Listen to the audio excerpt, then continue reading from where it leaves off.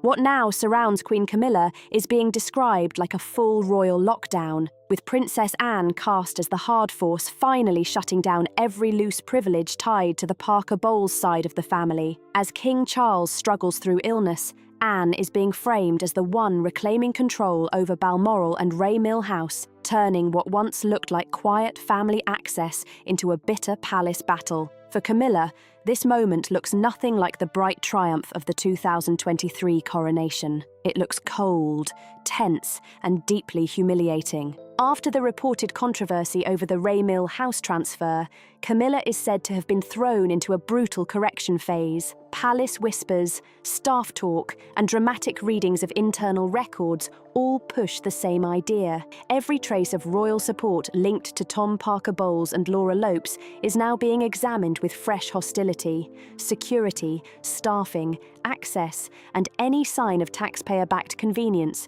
are being portrayed as part of a much bigger reckoning. This is not being sold as a simple repayment issue.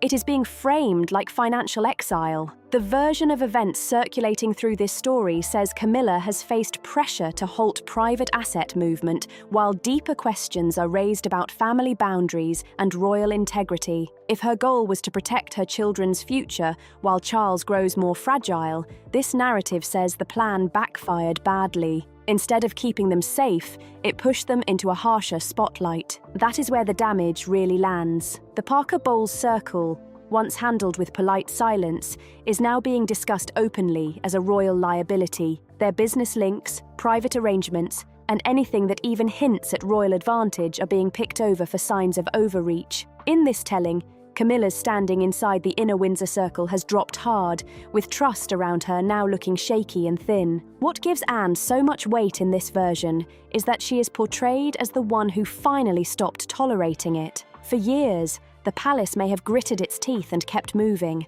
but Anne is being shown as the royal who dragged the whole issue into the open. The fallout for Camilla's children is painted as socially nasty and practically damaging, as if the line between step-family comfort and royal privilege has now been cut with a knife. Tom and Laura, once treated by some as acceptable parts of a blended royal picture, are now being framed as private citizens who have hit a firm wall. Access to non-public areas of royal residences is said to have tightened fast. The tone of the story is blunt, the easy access is over, the casual welcome is gone, and the whole mood from Windsor to Sandringham has turned sharp. Even the smaller details are used to sell that feeling. Key cards reportedly pulled, guest cottages resecured, staff allegedly reminded in clear terms that the Parker Bowles family have no constitutional status and no right to direct royal resources. Whether every detail is solid or not, the story works because it paints a clean split.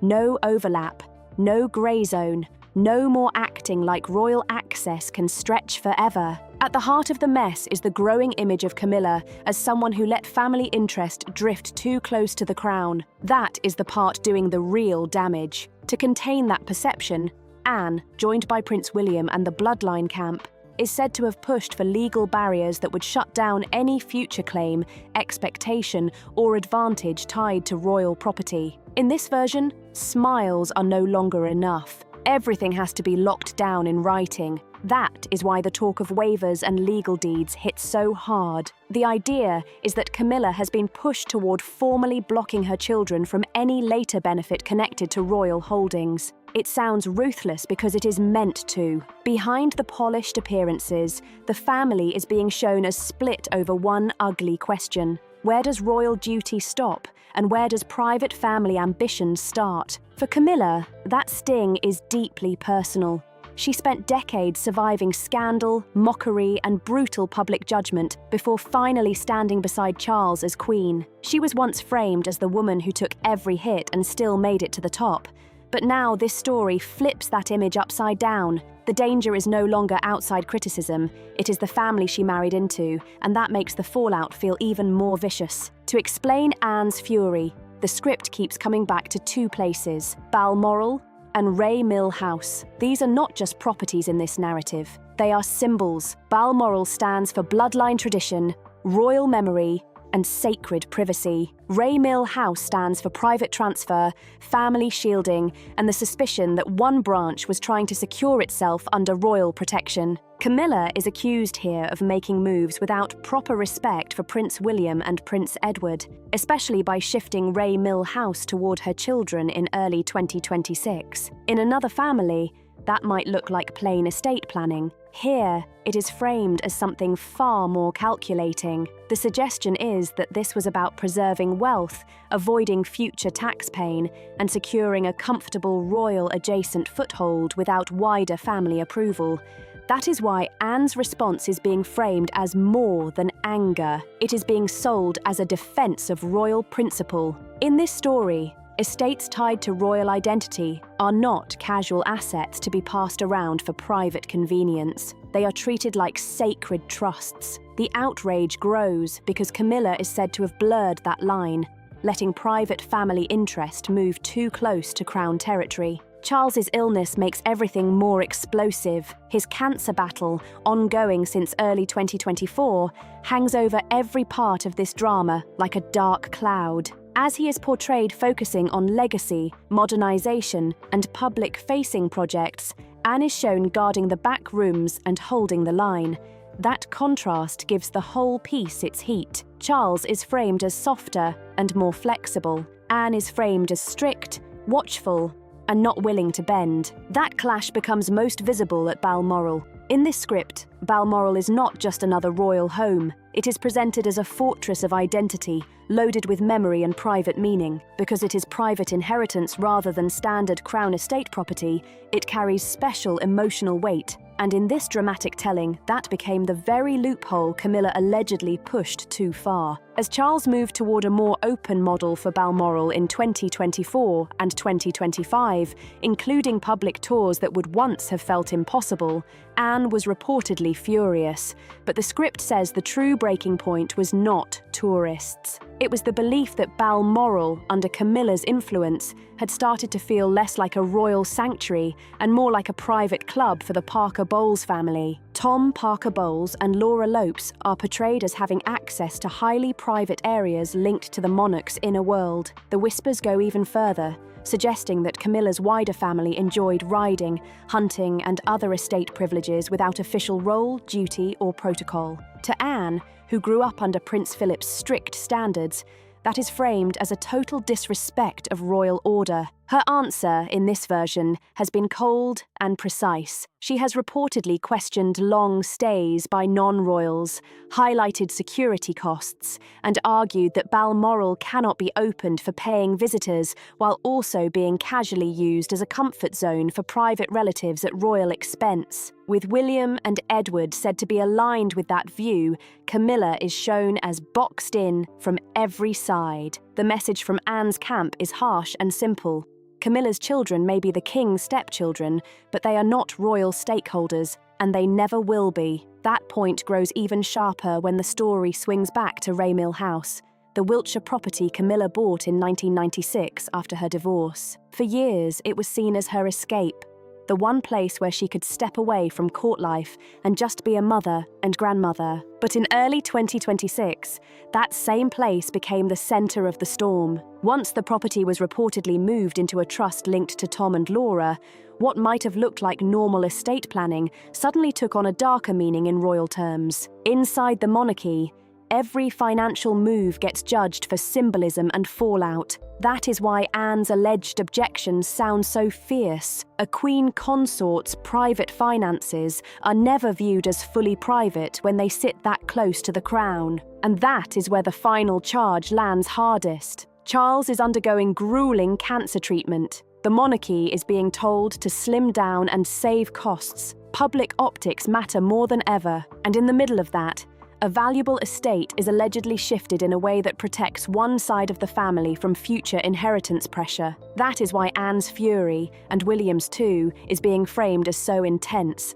Because while the king is enduring grueling cancer treatments and the family is being told to slim down the monarchy to save costs, Camilla's move made everything look painfully, dangerously hypocritical. What exploded next inside the palace was not a small family dispute, but a full-scale power move, with Princess Anne being painted as the one who finally slammed the brakes on Queen Camilla's family advantage. In this version of the story, Anne saw the Ray Mill house transfer not as harmless planning, but as proof that Camilla had started treating royal influence like a shield for her own bloodline. And with King Charles still fighting illness, that timing made everything look even worse. The claim now swirling through this drama is that Camilla allegedly leaned on royal legal advisors and tax experts to help protect her children's inheritance. To Anne, that was not just bad judgment, it was a direct insult to the belt-tightening discipline she has spent decades defending. Where Anne sees monarchy as lifelong duty and service,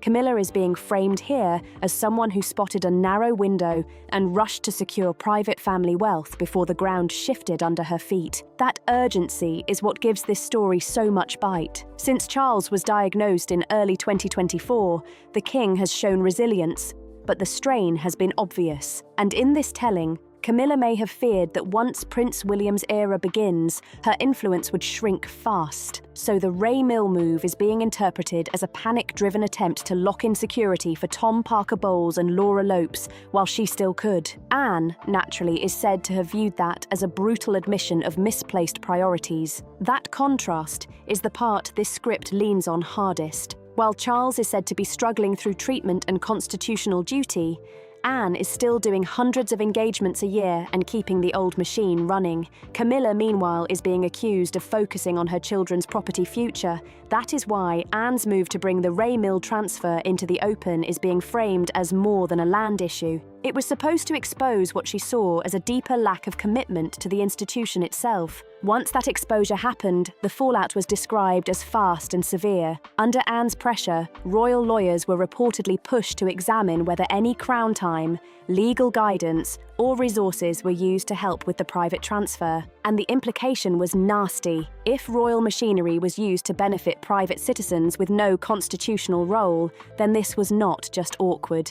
It was an ethical mess that could not be brushed aside with polite smiles. That is where the wider debate over Parker Bowles' privilege comes roaring back in. For years, the public line was simple. Camilla's children were private citizens, kept on the sidelines with no formal royal footprint. But the Ray Mill controversy is being framed as proof that while they may not hold titles, they still moved close enough to royal power to benefit from its shadow. And Anne's whole position, as this script tells it, is cold and clear. If you are not of the blood and you do not do the work, you should not be anywhere near the till. In that sense, Ray Mill House became the moment quiet tolerance died. Anne is being painted as the royal who decided the crown would no longer be allowed to serve as a quiet conveyor belt for the Parker Bowles side of the family.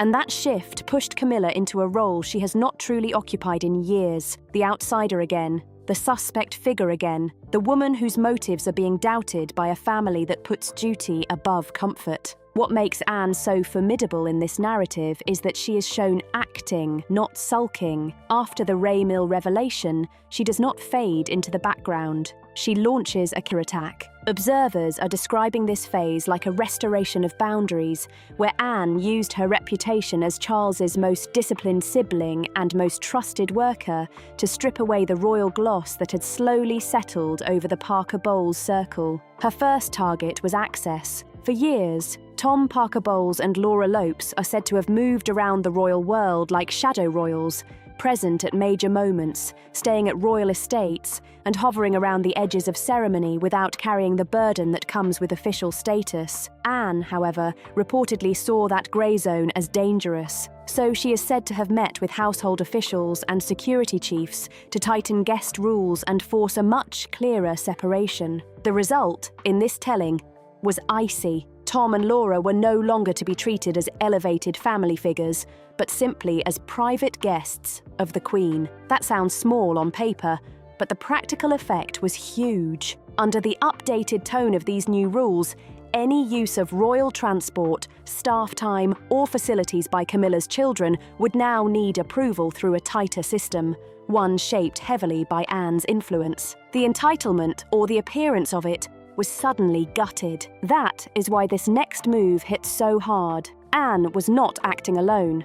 She reportedly built a quiet alliance with Prince William and Prince Edward, the king's direct heirs and closest blood protectors of the institution. The Ray Mill issue and the wider Balmoral tension appear to have pushed them into common cause. And once William and Edward aligned with Anne, Camilla's position started looking dangerously isolated. This alliance is being portrayed as a major turning point. William and Edward may have long kept polite distance from their step-siblings, but here they are, said to have drawn a line. Their message to Charles was that Camilla's private family life had to be kept separate from the official machinery of the crown. William, especially, is described as deeply concerned about the long-term handling of places like Balmoral and Sandringham, properties that tie directly into the future shape of the monarchy. With their support, Anne's campaign stopped looking like sibling friction and started looking like bloodline consensus. That was the real danger for Camilla. The story now being told is that Charles was shown, very clearly,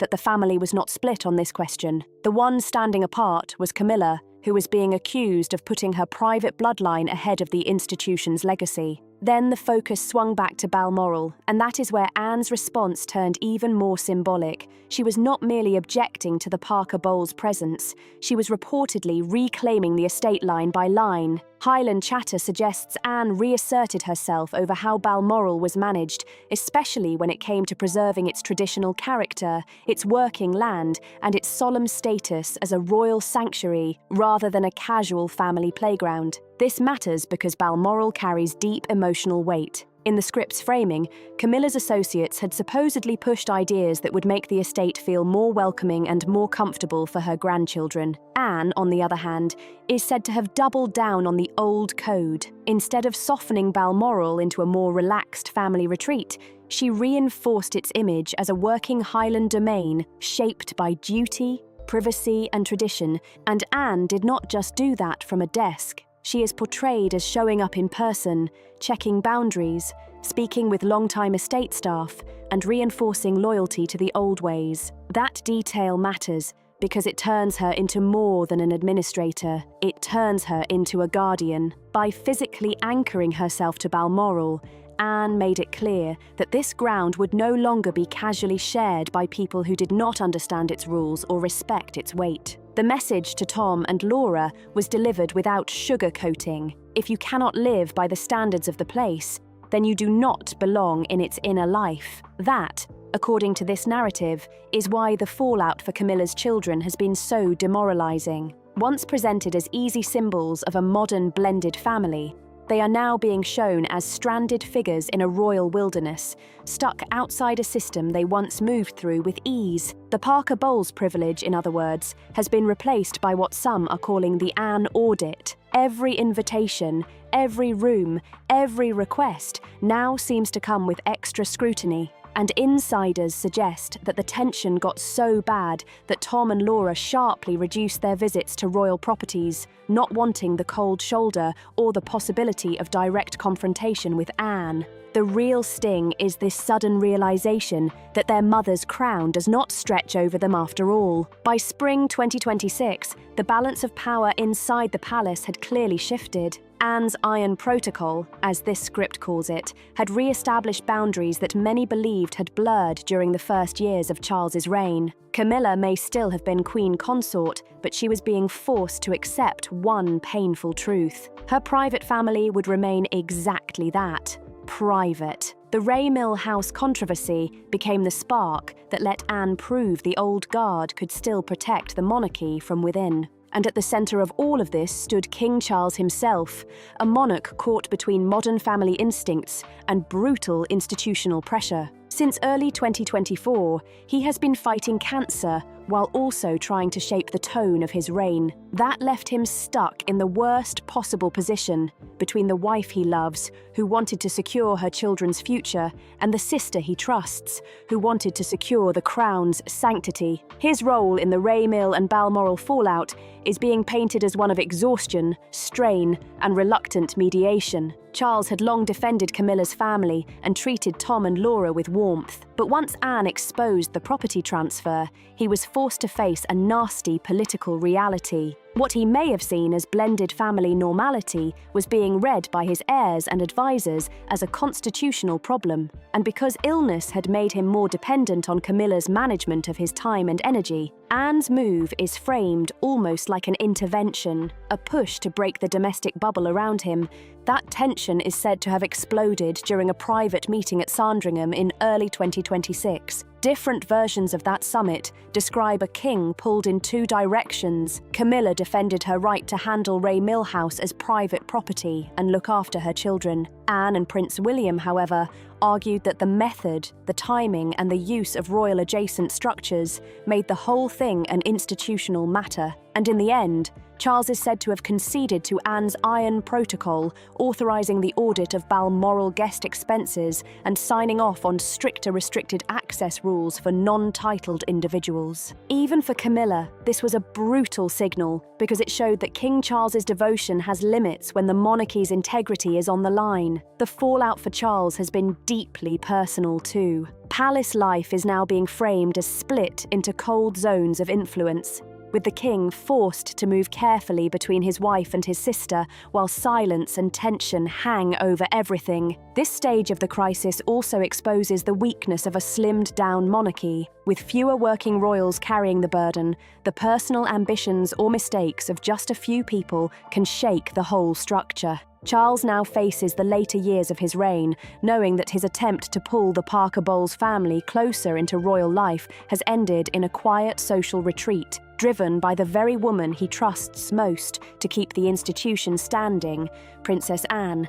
That is the hard lesson at the centre of this whole saga. In the House of Windsor, the firm comes before the family. Anne is said to have made that clear one more time, not with a public speech, but through pressure, protocol, and a cold restoration of the old order. The battle over Ray Mill House and the sacred moors of Balmoral did not end with noise. It ended with silence, and that silence hit hard. In this high-stakes royal clash, the real winner is not Charles, and it is not Camilla either.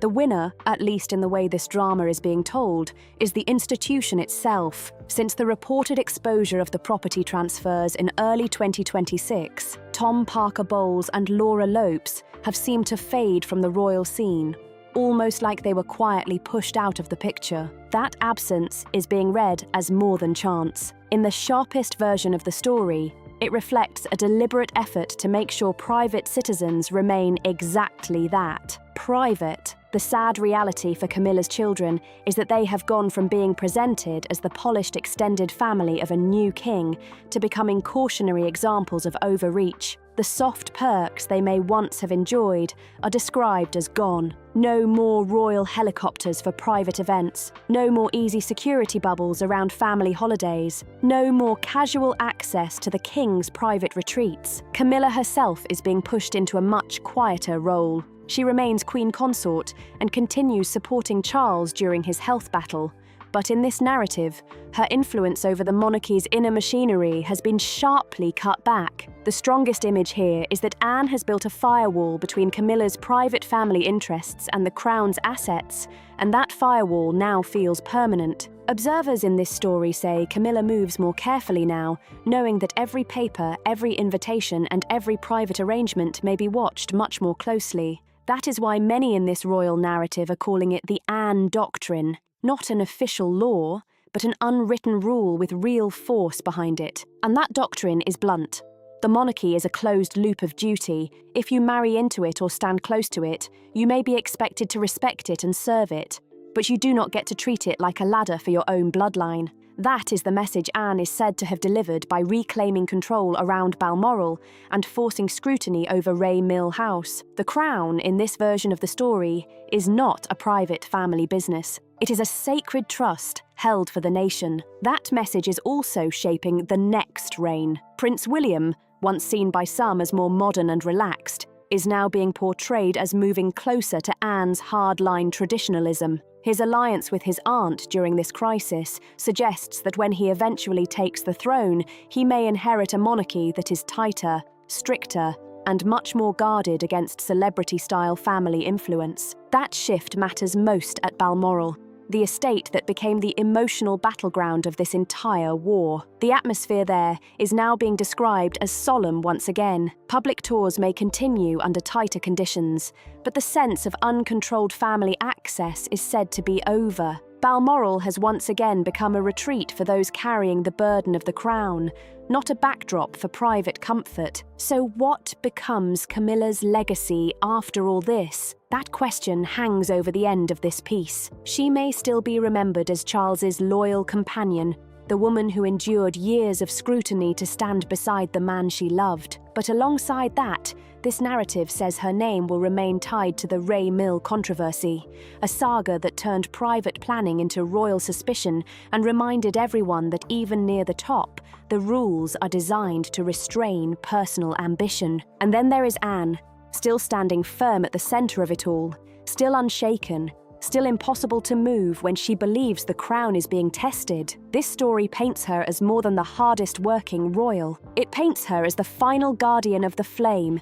the woman who restored hard lines around Balmoral, royal privilege, and the monarchy itself. That is why the clash between Anne and Camilla feels bigger than a feud between two women. It becomes the story of an ancient institution protecting itself. And as Charles continues his journey through illness, duty, and the final shape of his reign, he does so knowing that the borders around his kingdom, both physical and moral, are being guarded by the toughest royal in the room. For now, the Parker Bowles era of influence appears to have hit its wall, and the crown, at least in this dramatic version of events, remains secure in its old, unbending majesty. In the end, the silence hanging over Ray Mill House and the Highland moors does not feel soft. It feels frozen. It feels final. It feels like peace imposed by rules, legacy, and the iron will of Princess Anne. If you enjoyed this breakdown, drop your thoughts in the comments below and tell us where you stand on this royal showdown.